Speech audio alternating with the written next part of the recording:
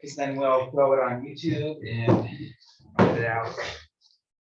Can you hear us okay? Just want to make sure before I start talking. Can you see the screen? And my students, they don't tell me when they can't see the screen until after class is done.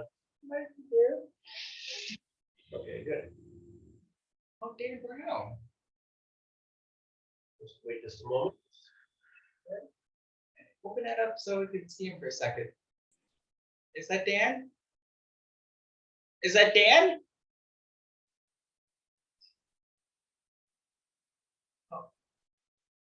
D. Brown, can you introduce yourself, please?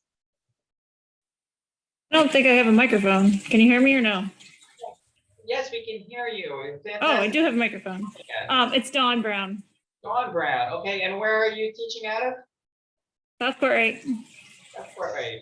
Fantastic. Thanks for joining us. These are STANY section treasurer. Oh, gotcha. Okay. So then we're going for a hike tomorrow, aren't we? Yes, I am. I apologize for the last minute notification. It's just been nonstop meetings the last 2 months.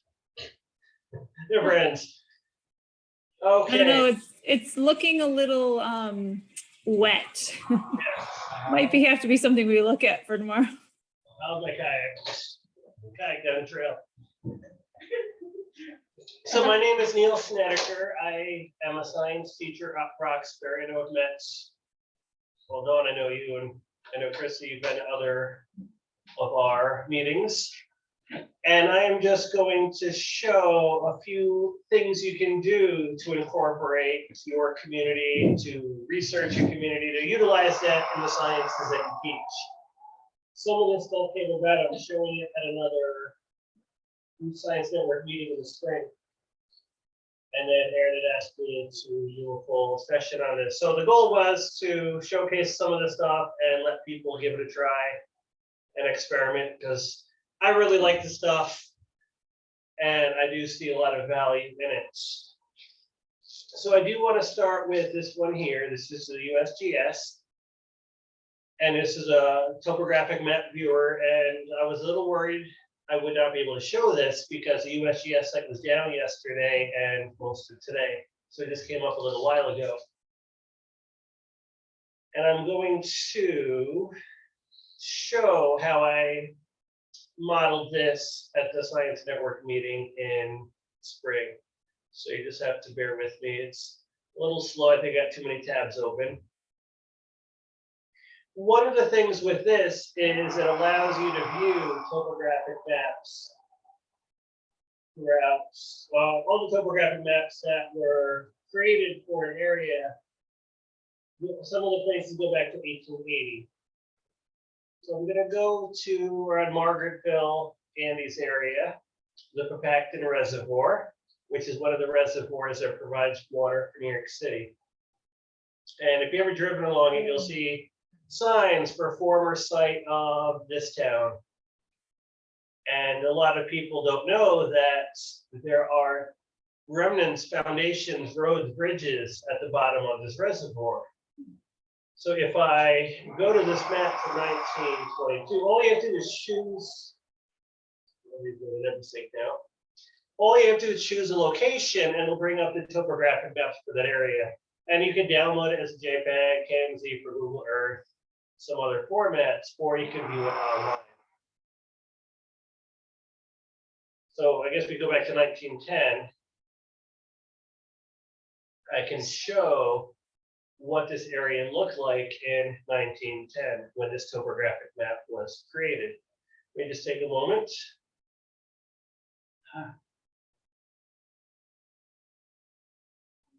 Connections to that. Now we're back to Andy's again.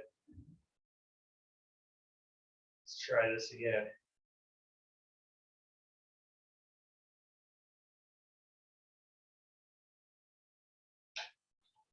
I haven't tried loading any here, and this could be a USGS because, like I said, their site's been down, and earlier I couldn't even load the maps in the list.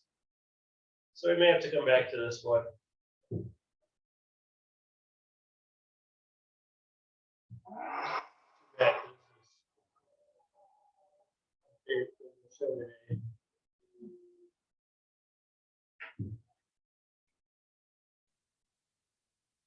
work this after or late this morning when I was at school because I did test it out.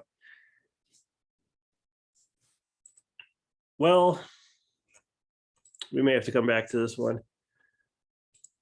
One of the things you can do is to create an overlay, and you can change the transparency of the map so you can see what's there now and what used to be there. Technology never works when you want to show it. And I don't know if it's out. I think it's- internet or I think it's whether loading. their site. Sometimes we have trouble with our internet in the There we afternoon. go. So we can see this is where Shavertown used to be, and it's somewhere out near Andes. Andes is, I should know, there's Mud Lake, which is different than the one near Oneonta. I'm not quite sure where Andes is. Actually, Andes is out this way, I think. Whatever. It's somewhere. Maybe Andes didn't exist yet. There's Downsville. But this is where some of these towns used to be. So if I find one of these towns, Maybe it should be off of. so there's the site of Papacton. Where did Shavertown? Here we go. This was a little bit bigger of a town. You could change the transparency on this so you can see that that's now underwater. Oh, wow. So when the water is low, you can actually see some of the roads and Oh, bridges and really? foundations. I know Thanksgiving a couple years ago, the Papacton was less than 50% full, and I saw more than I've ever seen before. I saw an old bridge, some roads, and I was going to explore after I came back from Thanksgiving. Then it snowed, and it's hunting season, so I decided not to. So this is one of the things you can see, that they dammed it up and they filled in this valley. So looking at the topographic maps, it was kind of a flat valley. That's why they built there. There were roads, there were railroad tracks, there were cemeteries, dammed it up and flooded it, and those towns are gone.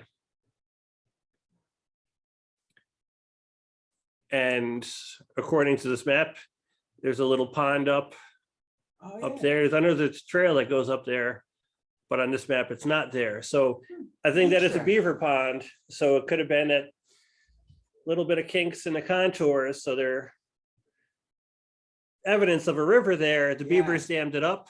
Right. Either that or they just didn't include it. But these are the things you could look at change over time. Now, this was from 1922 when we didn't have computers doing this. So what's amazing is this was most likely drawn by hand. And it's just beautiful to look at, I think. It is. The computers don't do nearly as good a job with the rendering. The contour interval, I think, does change a little bit. There are more contours here than here, but you can look at how things changed over time. So there was no bridge there because, there was no reason to have a bridge because there was a road there. What does BM mean? Benchmark. BM is a benchmark. It's, for some reason, USGS measured the elevation there. Oh, okay. I know they'll have to do it along train tracks, probably to measure grade. Mm. So there's the tracks there. There's a benchmark on the tracks there. I know looking at current maps, there's supposedly one behind the school in Roxbury somewhere. I haven't gone looking for it. So now I'm going off of that map. So if we go to Margaretville, Is there one from Margaretville? we'd have to, it would be a different map because some of these maps are larger scale, so cover a larger area. Some of the ones cover a much smaller area. And then we could look at the most recent ones, You just wanna 2019. Fly with it. It is, I have a lot of fun looking at it, but it's running very slow today. And may have to just send this out for people to look at on their own. We could look at some of these other ones. Blue Beach. Lou Beach, it's probably snowing there today. It always snows in Lou Beach. Camped there once. So all you have to do is go to the location. Yes, and it's running slow, and I don't know if it's your network or It's a site, like I said, it's been down. Last night it was completely down. Arkville. Wow. Yeah, and we often have problems with our internet in the afternoon. But also, oops, I don't- Hello, is that space? and like I said, it's more fun when you're exploring it. I'll post the links to some of this stuff. Hopefully that works. But you can change the transparency, like I said. Just go to Horseheads. Christie's from Horseheads. The other Can you way. type it in quickly? You got the keyboard over there.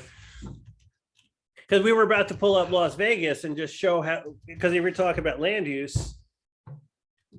You get lots of, yeah, it's, The keyboard's not working well. Oh, look at that. and I don't know if it's one of the tabs that's just using too much memory. We were going to look at land use in Las Vegas, and that's something else. It doesn't have to be your local community. It could be. I'd do it anything. EAD. I think you typed it. It's just Oh, there it goes. super slow. And now let's see if it adds all the other things in.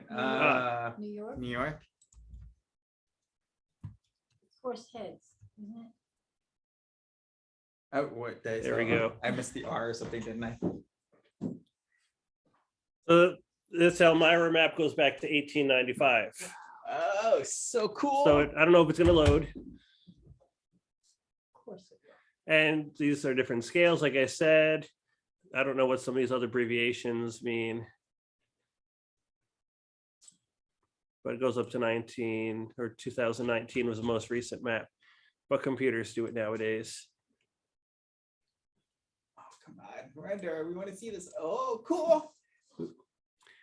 So I'm guessing this is downtown Horseheads back in 1895.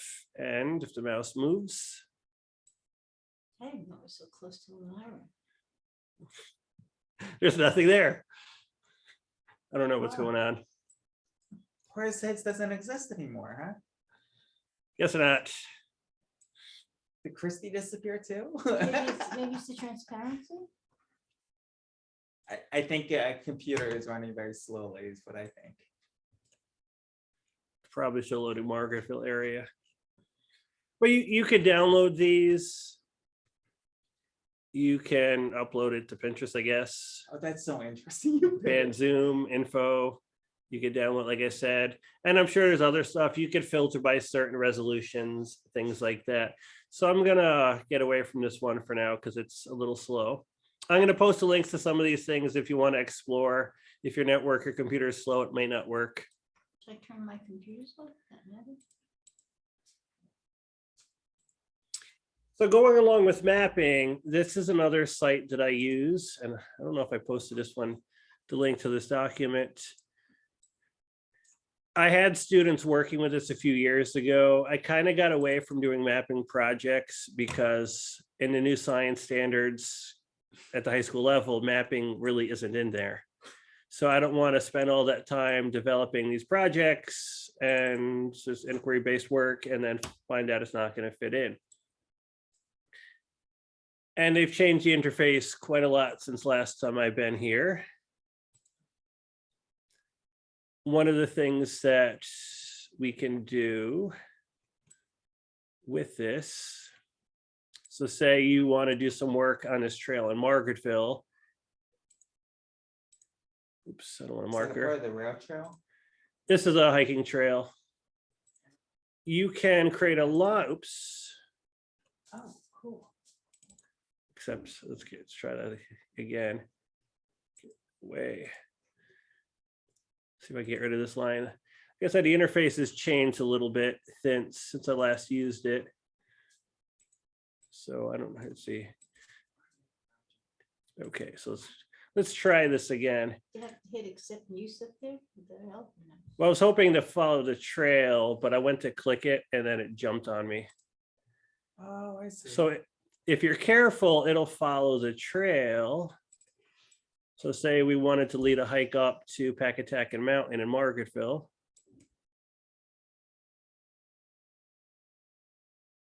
I've never been there. I guess I'll have to do that with you sometime. And now I gotta find out where it's found. Okay. So it would do a profile for you. So I know profiles is an ear science curriculum. So we can look at the profile of that trail. So if we want to hike it, we could kind of see where it's steeper. There is a little bit of exaggeration here. It talks about the range and elevation, things like that. Oh, cool. There's elevation statistics, slope, Wow. directions, tree cover, land cover, all that stuff. So there's a lot of data you could analyze in this. That's their best. I want to do that for Roman's nose sometime. So if you just wanted to do a cross section, Fleischmann's here. So it doesn't have to, it could be on a road, it could be on a trail, or it could just cut over something like Oh, this you can do mountain. it that way. Oh, interesting. Laggy. Double click to end that line. And now just click on that line. And that line is 3.9 kilometers, 2.42 miles. You can see the profile. Wow. Oh, wow. So you could have students analyzing maps using this. I had students, they were able to do whatever they want in this. Some students created their own golf course, so they had to use the topography to figure out where to put greens and things. I had students create hiking trails. They were able to do whatever they wanted. Yeah, build a tiny house.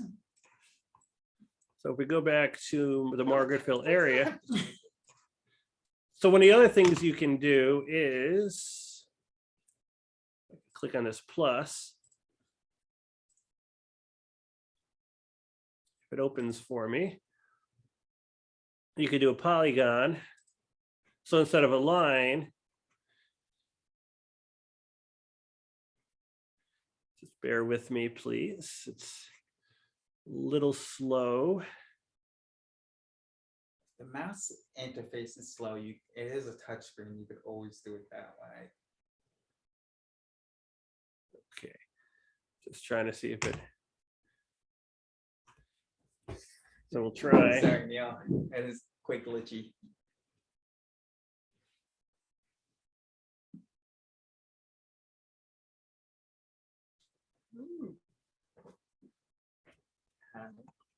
So if we kind of circle on Margaretville a little bit. 1.1 square miles, you can see that 68% of that land is forested, 18% developed, 8% wetland, 4% crops. So we could really map out our teacher center region and see how many. That would be kind of neat to do, actually. It would be neat. Okay, so, and there's just so much more. You can you could change the layers over here. Change the contours, slope, angle, shading. So I had some students utilizing this when they were designing where they wanted to put a new ski center. Angle shade. I don't think I understand that terminology. A ski center. So where they Oh, could, there we go. Okay. so what it does is I think the reds are steeper terrain. Yeah, okay. And even when I'm hiking, I'm bushwhacking some off trail, I'll utilize this to try to figure out where I want to hike, because I don't want to go up where it's super steep, because in the Catskills, those are going to be rock ledges. Yeah. Like if you were hiking here, I don't know why Yeah. it zoomed out. That would be a rock ledge right here. Ooh. And if you've been up on the Dry Brook Ridge, you've hiked along some of these rock ledges where it's just a straight drop off.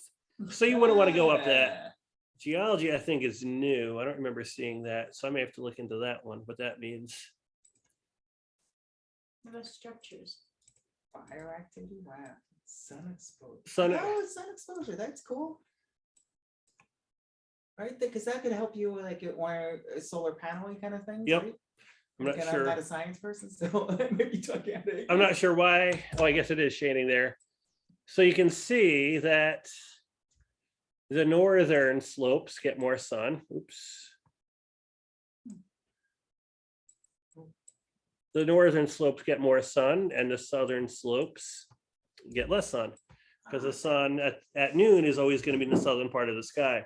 So you could do today, you could do an average, you could do it a particular hour. So we've looked at that before. if you go out west, you can look at fire activity. If I just turn on structures. So here are the structures in Margaretville. What is that big one? Is that the school? Hospital? Huh. Hospital? I'm not sure, that's up the hill a little bit. I'd be curious to see the sun exposure and how it affects the leaf changes. You can do public land. So there's a lot you can do with this. And the last thing that I do with this, if I am hiking, you can print off, and I don't know, they've changed this once again. Here we go.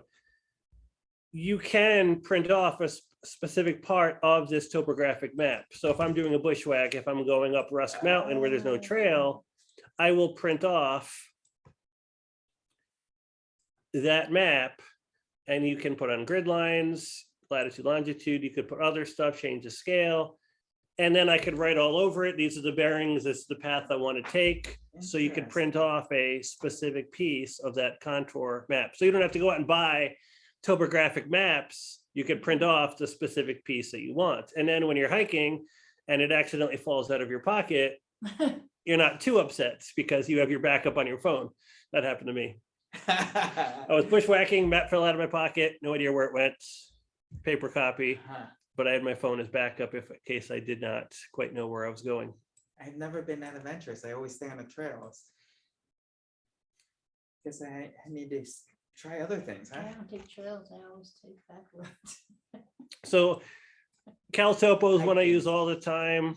If I'm trying to figure out hiking trails, if I'm looking at steepness, if I'm trying to plan my hike. And then you can look at land use, you can look at profiles, all of that stuff. So much you can do. And there's so many more features on here. They're adding more. You can change which map. So there are different topographic maps you can look at, and they have different features, different resolutions. No, that's an older map. I'm not sure what year this map is.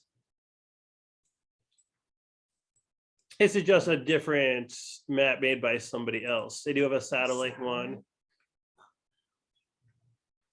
And if I get rid of some of these things, well, you can see Margaretville there. So like Google Earth, you can see the satellite view, but you see the topographic, the contour lines overlaid on it. Oh, that's so Which cool. on Google Earth or Google Maps, when you zoom in, the contours disappear. It's been a while since I played with Google Maps. And then you go to a place like Half Dome and you can really see that one side is vertical, contour lines are on top of each other. So this is just something else that I find a lot of value in, even if you don't teach earth science, even if you like the outdoors. This is very fun. And you have done this with your students? I have. Do they like it or They did. I find it fascinating. Some of them did more so than others. One of the other things I did with this, and I would have to go in and figure it out with the new version, and it was part of the lesson I did when I was applying for the master teacher program many years ago, is I created a flood map for Roxbury. I was able to shade in certain elevations as like red, certain elevations as orange. So I said, this is the level of the stream.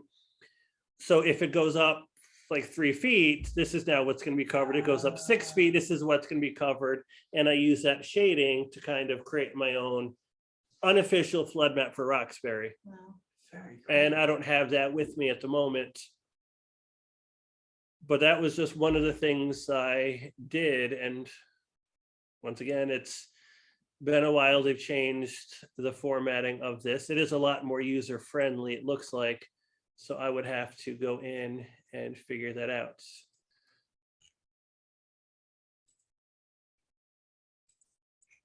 And I don't know how to get rid of this printing box. But something else I will show. So those are some things you can do with your students on exploring what's around you. The options, the possibilities are endless. So the second part of this, probably going to be less time, and I'll give you some time to explore, is going to be creating some things that allow your students to see things that they wouldn't normally see through a virtual field experience. So it's kind of like a field trip, but it's online. Couple ways to use it. If you are going to go on a field trip, you can show it to the students in advance so that they could kind of explore and come up with questions. Or if it's a place that you can't take the students, then you can have them explore virtually. And if we ever have to go remote again, which I hope we don't, it's something that may work. Now, this is a work in progress, and doesn't have very much because, as I was telling Aaron, anytime I may not sit down to work on it for like 4 months, and then I spend several hours trying to figure out how to do all this stuff, and then my time to work on it is finished. So I'm working on creating a virtual field experience for Utseantha Mountain in Stanford. And I'll go over the reasons why in just a moment, why I chose this for the one I'm working on. I believe, well, first of all, that every day that goes by, stories are lost to the world forever. Mhm. And it's important to document that. If you've ever been to Utseantha, up top, that you do learn about this folk tale of this Native American princess who jumped off, and there are so many mountains in New York that have the same story. But there is a rich Native American history to the area, and I would like to educate people on that. That's one of the focuses. So the focus is going to be on Utseantha, like past and present, where I would start off talking about the geologic history of the mountain. What are the rocks? What's up there? What did it used to be like? How did it form? Going into the Native American history in the Stanford area, and then finishing, and this is the main reason I chose the mountain, finishing by talking about the present and the Michael Kudish Preserve, run by Dave Turan, who's a great guy, he's a friend of mine. He has a natural history preserve on the mountain, and he holds events, and I want to work with him on showcasing what he's done. Now I'm starting off with mine because it's going to look fancy until I show you what a professional one looks like. And this is just pretty much a very rough draft. I just uploaded some stuff, and as you can see, I don't think I've worked on it since the summer. I think July 2nd is when I put this together, but I haven't worked on it since the summer because things get crazy. And it's more of me just playing around at this point with some of the features and Come on, it's got to load. try to refresh. So these are just maps that I pulled off of the USGS site. And even though the focus on Utseantha, the maps are going to be Stanford past and present. 1904, 1986, because 1986 is the most recent map. So these are just maps I downloaded off that other site. I was able to upload them into this story map. Story maps is all about using data and maps, amongst other things, to tell a story. But just in here, we can do this overlay and we can see how Stanford has changed over that time. And then down here, I'm talking about some of the geology. Like I said, this is a very rough draft. I have not had time to really put a lot of time and effort into this because school has just taken up so much of my free time. But if I ever get fired or decide to retire or quit, I have a lot more time to spend on this. So it's going to be me talking about some of the geology you see up there. Like this is going to talk about the gray shale, comparing it to the red shale. Both types of shale are found up there. They formed in different ways. There are some fossilized roots up there. I haven't uploaded that picture yet. I'm going to have a part about rocks that don't belong, and kind of like a little quiz, like why doesn't this rock belong on Utseantha, and then go over why. So I've got a few pictures. So non-science person here, that was coal, right? And that was Yes. because of the railroads? Okay. Either the railroads, or there used to be a resort up there, so maybe they brought, right. or it could have been brought in like this. This is river rock up at the top of the mountain. Now, Wow. if there's more data or more information here, this is in the road. So why would there be river rocks on a mountain? they're in a road, they brought in river rocks to build the road. So the coal may have been mixed in with that. This is a metamorphic rock. We don't have metamorphic rocks. Here's a metamorphic rock, this next one, with crystals of garnet in it. So this is probably from the Adirondacks. Once again, probably brought up as that river rock that's brought up in the road. And then this one here, I'm not exactly sure. It's some sort of crystalline rock. I don't know if it's something like olivine.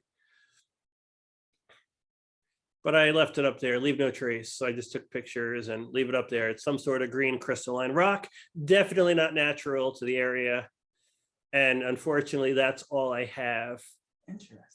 Yeah. on this one. And I do want to add a lot more. I want to get my geology piece pretty good. And then I want to reach out They didn't have funding, and that would be such a great thing. I want to reach out to experts. I want to reach out to somebody from a Native American tribe from the area, or somebody from the New York State Museum, somebody that really knows the stuff. And I want to do it right. I don't want it to be just some information I find online. If we're doing this, want to do it right. Those Donna would do so. But once again, time's not something I've had much more. Now this one, and the National Park Service probably has somebody employed full-time to make stuff like this, but this is one that the National Park Service had put out.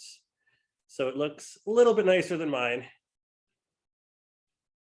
And it's meant to use headphones, but we can unmute this. That you can upload videos, and it's just telling the story of these things called soundscapes.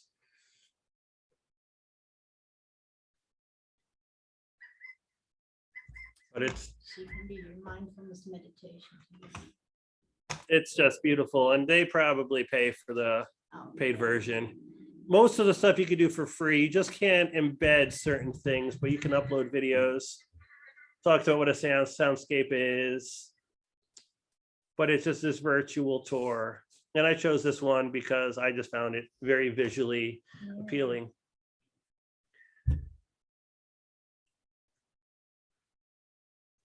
And this is where they upload the maps, and they're going to give you a tour. Running a little bit slow at the moment, but there are maps that you can look at that should be showing up behind that. But it's a lot of work. And I know some teachers in the state have created stuff like this. The Watershed Ad Council created one for New York City Watershed. And this is what got us talking about some of these in the spring. I had started work on one. They had one that was finished. So I showcased that one that they had made. So I'm trying to get that map to work. Okay. There it goes. So they've got the data, they got the maps. So as they're telling the story, they're zooming in on particular parts of the map. And I'm just going through it quickly. There are so many of them. I'd love to have more time to make these.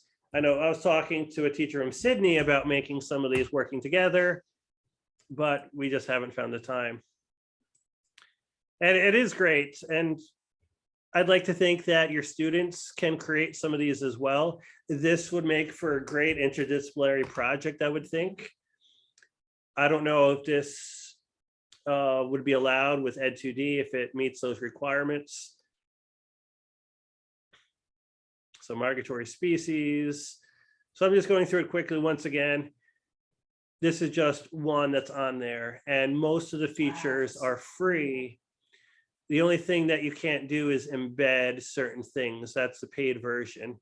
I think there are a couple other things, and I don't think at this point you could put 360 images in a newer version. The old version you could, which is unfortunate because I got a 360 camera, so I could take some 360 pictures and videos of locations. I think in the classic story maps you could. This is the older version that they are kind of moving on from.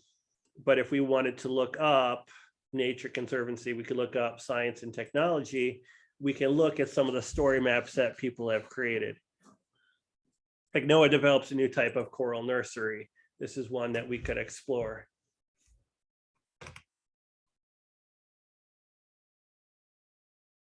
So some of them have more text, some of them There are different ways you could set this up. And the older ones had 3D versions of it. 360, so not 3D, but so where you, 360, yeah. so you can like move the image around. I We think, had the Google goggles that are not supported anymore. I wonder if that would work in there. I think you can, there is a link and I'm going to post a document which hopefully works. And I just posted a couple links in there. I didn't post that yet because I'm a teacher and I know that people play around and then kind of miss things. So it's kind of a way to keep the focus on me. So I apologize for that, kind of selfish. So I'll post that link in just a moment. I do want to just share 2 more quick things and then you'll have some time to play around and ask questions. That's the classic story maps. These are ones, and I don't know if they post as many. This is with the newer story maps and there's tutorials on what's new. But if we could look at the editor's picks, and I could email this stuff out as well. So you have it instead of just a document in the chat that may or may not work on your computer. Learn how conserving 30% of the US lands and waters can protect biodiversity, of Neolithic mystery tour, the lines that shape our cities. These things are amazing. And like I said, perfect world, I'd have time to make some of these. And I've talked to some people in the community about working together on these. Circles. So this one doesn't look as nice as some of the other ones, but it's still interesting stuff. The Scotland? Yep. So this one will take you through the map as you travel to some of these places. It's just beautiful stuff, and students can explore these things. You can share the link with them, and perfect world, you could have them create something. I think for Roxbury, we could talk about our local history in the town, as well as the science. We could talk about John Burroughs. We could talk about the Roxbury Arts Group and the works that they do. The last one I'm just going to show quickly, I'm sure you've used before, Google Earth. This one is very memory intensive. The Chromebooks struggle to run Google Earth, and Google Earth and Zoom do not run at the same time on Chromebooks. I've learned that when we were remote last year, when I tried to have students working on this. So this was a tour that I created a couple years ago, or last year, 2 years ago, based off a geology trip I did through Texas A&M. I went with Brian Newbert, friend of mine from Sydney, earth science teacher, was planning on coming tonight, but he's got kids and kids do things. Our kids. So I put this together quickly to show the students, because prior to EdGD kind of becoming a thing. Hello, Fran, by the way. I put this together to model what this is, and I had students as kind of like a summative assessment at the end of the year, creating geologic tours where they had to find some of the features that we taught about. So we're talking about mountains. They could find a mountain. If they were talking about an oceanic trench, they could look up, I think you could look at the seafloor, evidence of weathering and erosion, glaciers, igneous rock, sedimentary. So this would be zoomed in of this area. This one's not very fancy. We stopped at this river where it's just sandy. And these are some pictures from the trip. These are some of the teachers. Neither of the New York teachers that I know are in this picture. So just something else I created. This is very easy to do. So now we're going to Capulin Volcano National Monument. So I uploaded some pictures, a little description. You could manipulate this and kind of look at this volcano. You could throw this little person on here. Into the volcano. Oh, we could pretend it's you. So I've been focusing on certain parts, but you can explore that area. So as part of this, our bus went up this volcano to the top. There's a road. They had to shut down traffic because the road wasn't wide enough. And this is not my picture, a little blurry. But this is just something else I created. for students to explore and to showcase kind of some of the places that I went. And it's getting a little slow on me again. So you could go to the table of contents and view a particular area. This is a thin layer of ash containing iridium shocked quartz. That's left over from the impact 65 million years ago that helped lead to the extinction of dinosaurs. This formation known as the hogbacks. I don't have a good picture of that one.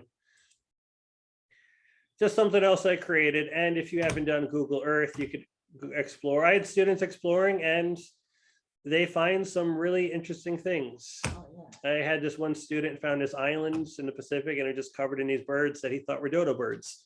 Oh. I'm trying to think. Somebody found a picture of a Jeep that was stuck in the water. I'm trying to think what some of the other students found. They just find this interesting stuff. You could randomly go to a place. You can search other tours. But it's a lot of fun. Once again, though, Chromebooks struggle with this. And this doesn't need to be downloaded. This is strictly off the web. So I'm going to close this out before If the mouse will cooperate. I'm walking to the screen. it crashes. Get rid of a couple of these. So I did post a couple of these links in a document that maybe.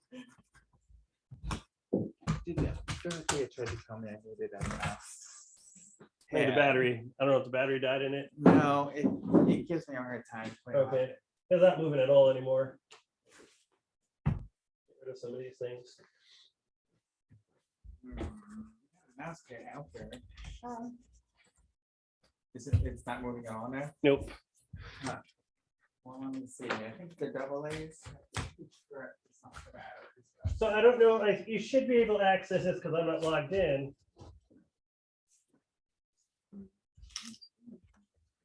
And I could enter. Oh, Oops, I think I did something. trying to you figure- want my mouse? That's what mine is. Now, why will this not send? Or any of these? What are we trying to do? I'm trying to send this in the chat. All right. Or then any of these hit enter. keyboards. Yeah. I press enter and it didn't seem to do anything.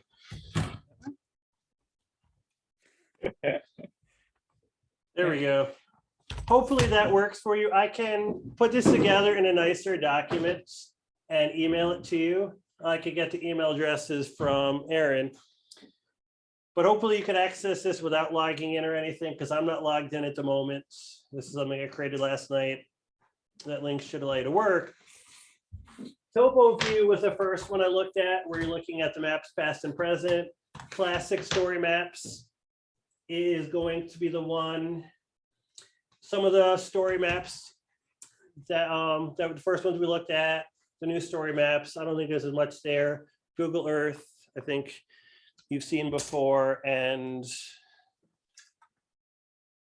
I did not add CalTopo to this one.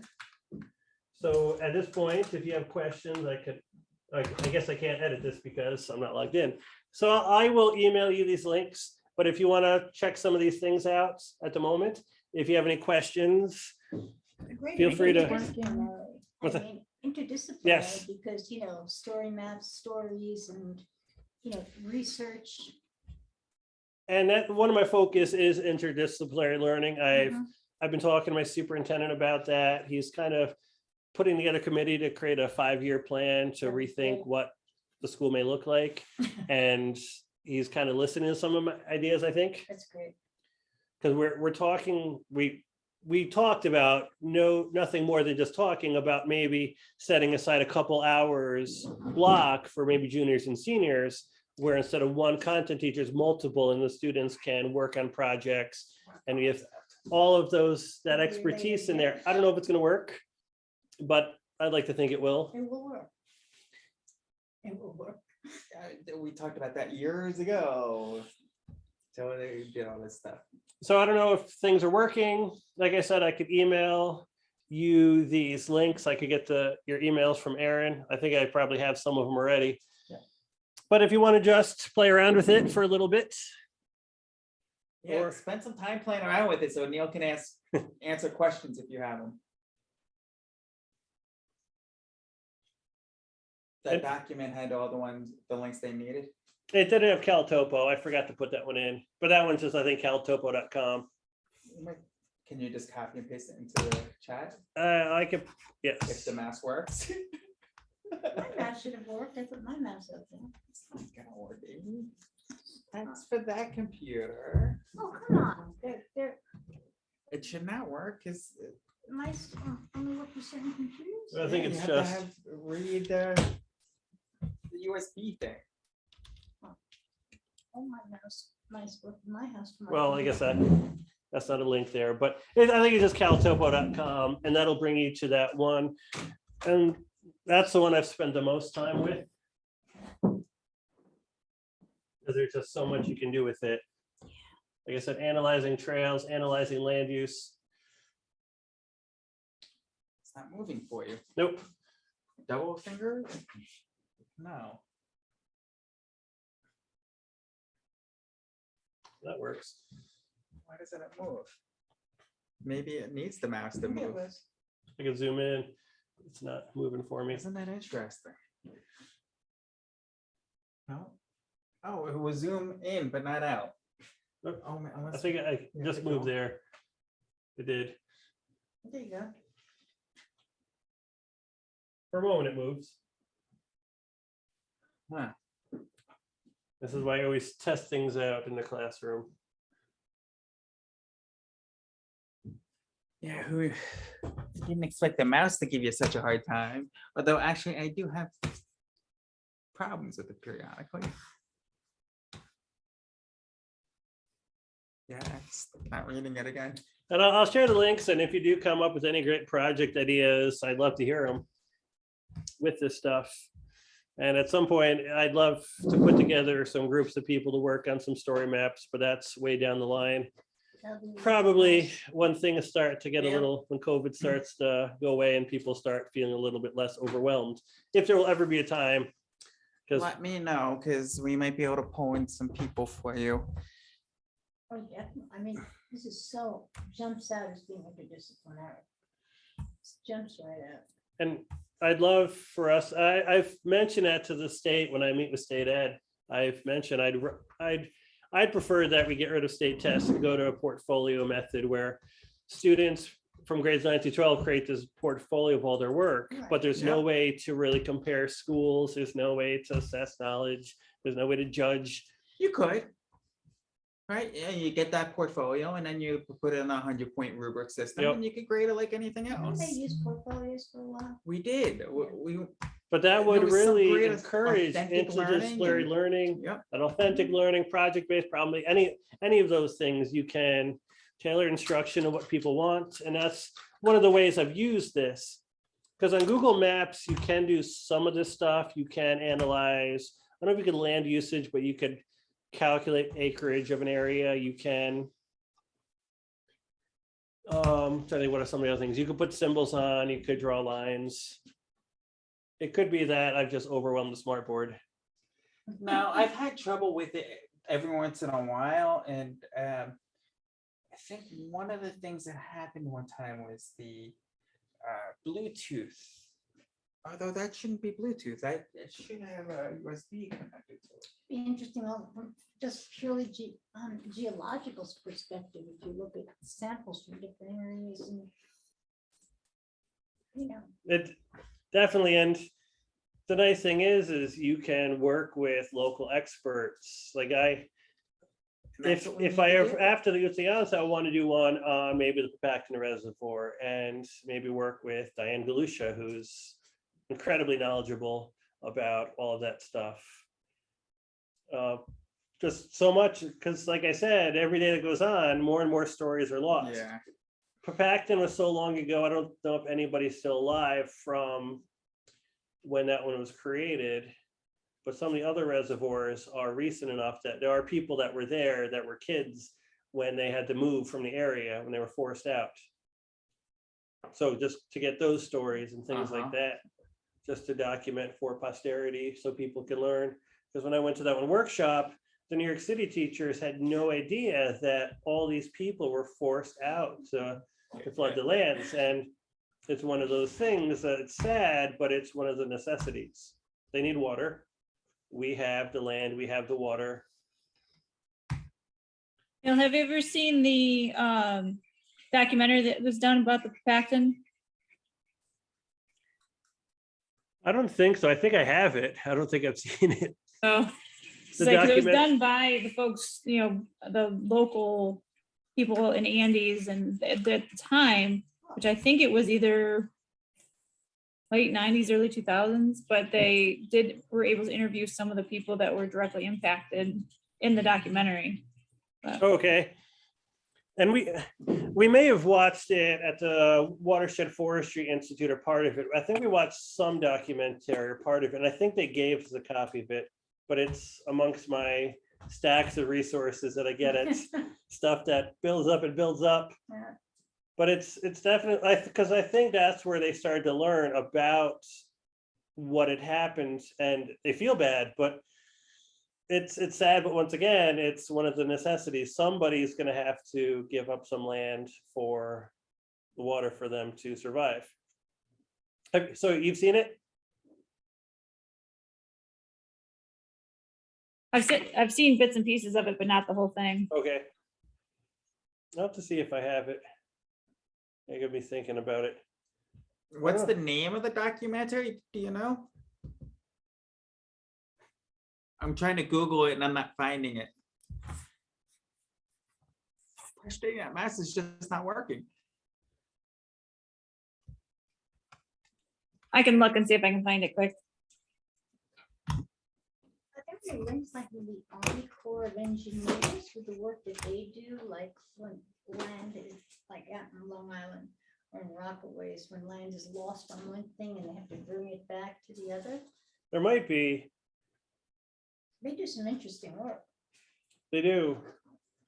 And on that, talking about history, the Civilian Conservation Corps was very active in the Catskills, because I think when I lived in Margaretville, they used to have a camp long before I was born, up on that hill that I used to live on, and you can still see remnants of it. So it's just, there's so much that people don't know about our area, and that's why I'd like to spend some time showcasing this. So it doesn't have to be just for use in a classroom. It could be community members who want to learn more. Right. I think the Balboa Reservoir up Mhm. there where they have the little museum that's up there. That's, I don't know if it's open. They do. I volunteer at the museum, and That was a great experience. this summer I didn't have a free weekend, but I volunteer sometimes on weekends as a tour guide there.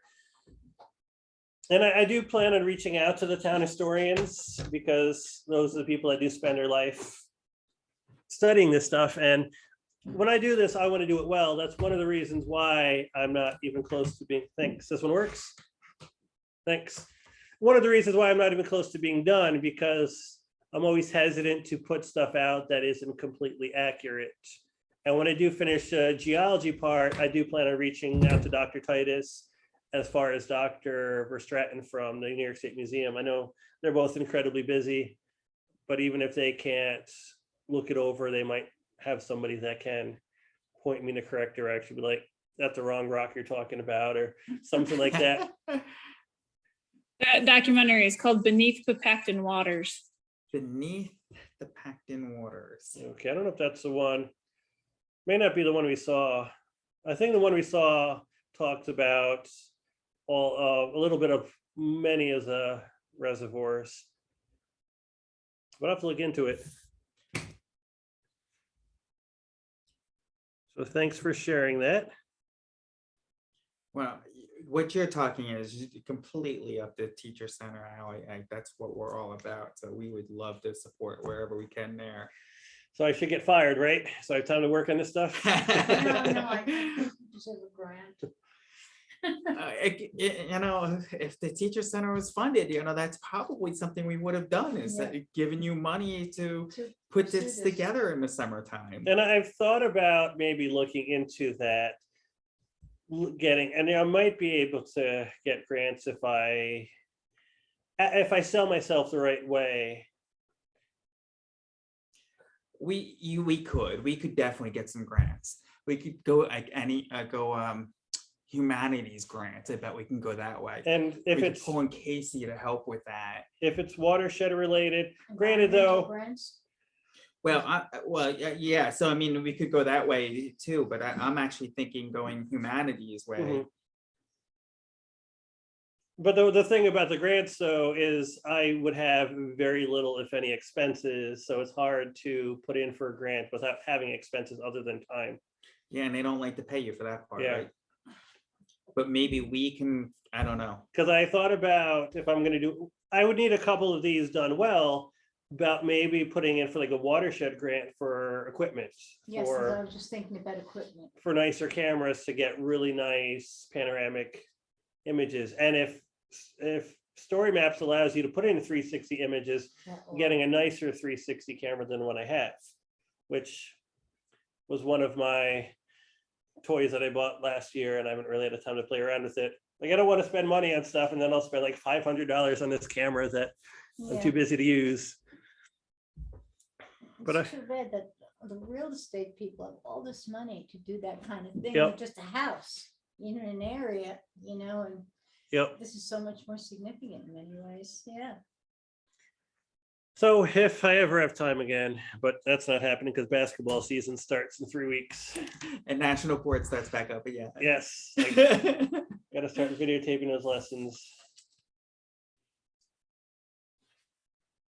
Well, thanks everyone for coming, and Neil, that was fantastic. I'm so glad you do this. It totally keeps me Yeah, thank fascinated. you. This is great. Thanks. And we'll have to figure out where we need to go from here with it.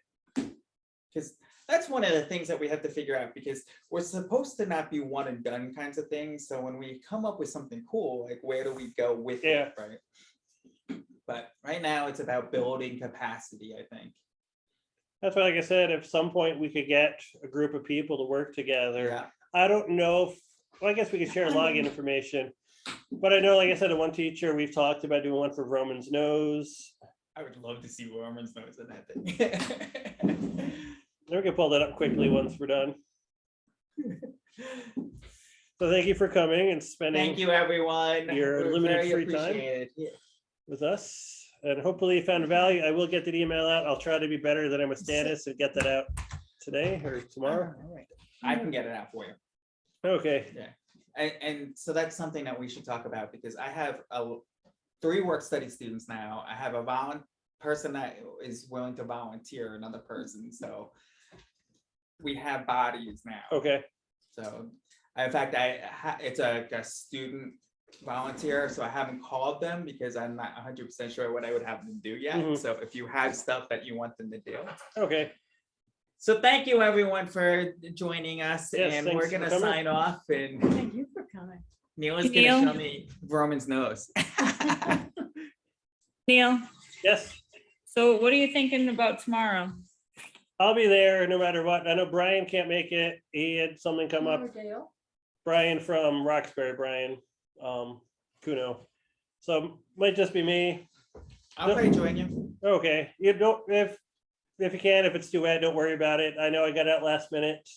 It was on my list of things to do, but unfortunately the stand stuff seemed to always go on the back burner with all the union stuff, with all the teaching stuff, with all the Mhm. COVID quarantines and all that extra work. What time were you doing that tomorrow? 4 o'clock. 4 o'clock. All right, so I'll see what it looks like, but I'll send an email or Okay, sounds something good. either If way, not, so you know I'm coming or not.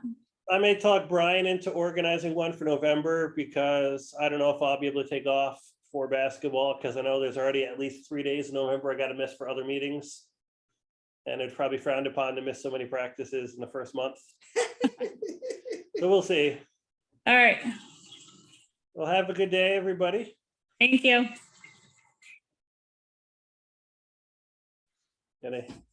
I do want to take a day off practice for that, the meeting that we have with Carrie and Tom, the work we've been doing with them. So if I'm gonna miss the practice,